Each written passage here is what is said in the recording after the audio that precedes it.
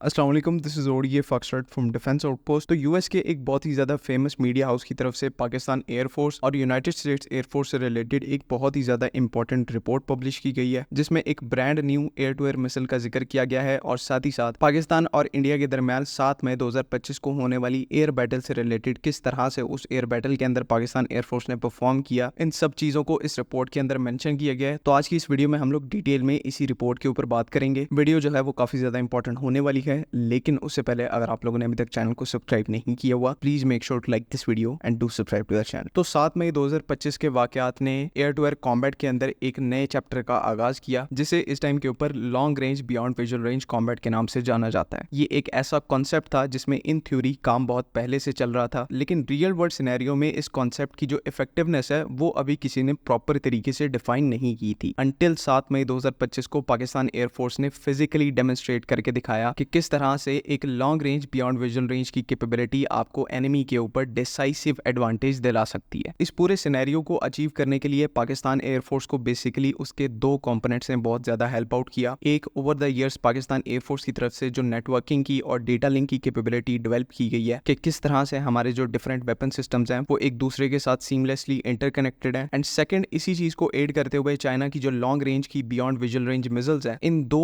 बहुत ही ज्यादा prominent capabilities को पोजेस करने की वजह से पाकिस्तान एयरफोर्स ने 7 मई को वो कुछ अचीव किया जो कि इस टाइम की मॉडर्न एयरफोर्स जो है वो इस टाइम के ऊपर सिर्फ सिमुलेटर पर कर पा रही है। तो मॉडर्न एयर कॉम्बैट की हिस्ट्री में जब इतना बड़ा कोई इवेंट होता है जिसमें 110 प्लस एयरक्राफ्ट जो है वो पार्टिसिपेट करते हैं, तकरीबन 1 घंटे तक यहाँ पर पूरी ये बैटल चलती है, जो कि ये चीजें भी आप कह सकते हैं कि नॉर्मली ऐसी चीजें पॉसिबल हो सकती हैं। लेकिन जब इसी एयर बैटल के दूसरे पॉइंट ऑफ व्यू की बात आती है कि जहां पर एक ही साइड ने at a time 7 enemy aircraft को शूट डाउन किया है एंड उनमें से जो एक किल है वो ओवर 200 किलोमीटर स्कोर किया गया है, तो इसमें यहाँ पर कंफर्म बात है कि इसे as a textbook example दुनिया की बड़ी से बड़ी जो एयरफोर्स है वो इसको जरूर स्टडी करेगी। इसमें से जो टैक्टिक्स हैं अपने पायलट्स को भी वो सिखाएंगे। ये चीज चाइना भी करेगा एंड उनको तो पाकिस्तान एयरफोर्स की डायरेक्ट सपोर्ट हासिल होगी, और सेम इसी एग्जाम्पल को यूरोपियन एयरफोर्सेज भी स्टडी करेंगी। जो यूनाइटेड स्टेट्स एयरफोर्स है वो भी कंफर्म बात है कि इस पूरे इवेंट्स को स्टडी करेंगे, और इसका जो पहला प्रूफ है वो आपके सामने ब्लूमबर्ग की रिपोर्ट के तौर पर आ चुका है कि जब यूनाइटेड स्टेट्स एयरफोर्स और यूनाइटेड स्टेट्स नेवी दोनों की तरफ से इस पूरी सिचुएशन को एनालाइज किया गया, किस तरह से पाकिस्तान एयरफोर्स ने टैक्टिकली डोमिनेट किया है, तो यूएस की मिलिट्री को यहां पर समझ आई कि वो कितने सालों से चाइना के अगेंस्ट में एक बहुत बड़े डिसएडवांटेज के अंदर चल रहे हैं। बिकॉज इस टाइम के ऊपर यूनाइटेड स्टेट्स की जो एयर टू एयर मिसाइल्स का आर्सेनल है वो कहीं से भी Chinese air to air missiles की कैपेबिलिटी को मैच नहीं करता। इतना यहां पर एयर टू एयर मिसाइल की कैपेबिलिटी में चाइना एक्सेल कर चुका है। तो 7 मई से पहले PL-15 मिसाइल का जो थ्रेट है वो ऑन पेपर एग्जिस्ट करता था। इन थ्योरी यूएस एयरफोर्स और यूएस नेवी जो है वो इनको थ्रेट कंसिडर करती थी, लेकिन 7 मई के बाद डायनामिक्स जो है वो टोटली चेंज हो गई हैं। अब फिजिकल में PL-15 मिसाइल ने अपनी कैपेबिलिटीज को वैलिडेट कर लिया है, और इसी वजह से इस टाइम के ऊपर यूनाइटेड स्टेट्स एयरफोर्स और यूएस नेवी जो है वहां पर तकरीबन एक इमरजेंसी की सिचुएशन है। तो यूनाइटेड स्टेट्स मिलिट्री की तरफ से बेसिकली PL-15 के काउंटर में 2017 के अंदर एक प्रोजेक्ट इनिशिएट किया गया था, एंड इस प्रोजेक्ट के तहत एक लॉन्ग रेंज की next generation air to air missile बनाई जाएगी, जिसको नाम जो है वो AIM-260 JATM का दिया गया है। JATM का मतलब यहाँ पर ज्वाइंट एडवांस टैक्टिकल मिसाइल है, और ये AIM-120 AMRAAM का ही बेसिकली नेक्स्ट जनरेशन वेरिएंट है, जहां पर रेंज को चाइनीज PL-15 मिसाइल के करीब लाने की कोशिश की जा रही है। तो 2017 से लेकर अब तक पब्लिक फिगर्स के हिसाब से यूएस की इस AIM-260 JATM मिसाइल की जो रेंज है वो 200 किलोमीटर से ज्यादा है, और 300 किलोमीटर के आसपास कहीं जाकर बैठती है। ये 300 किलोमीटर से कम भी हो सकती है और इससे ज्यादा भी हो सकती है। तो ब्लूमबर्ग की इस रिपोर्ट में यहाँ पर ये चीज मेंशन की गई है कि यूएस एयरफोर्स और यूएस नेवी की तरफ से अब बाकायदा से यहाँ पर डिमांड की जा रही है कि AIM-260 JATM का जो प्रोग्राम है उसको फास्ट ट्रैक किया जाए, एंड इसके लिए उन्होंने यूएस कांग्रेस से तकरीबन $1 बिलियन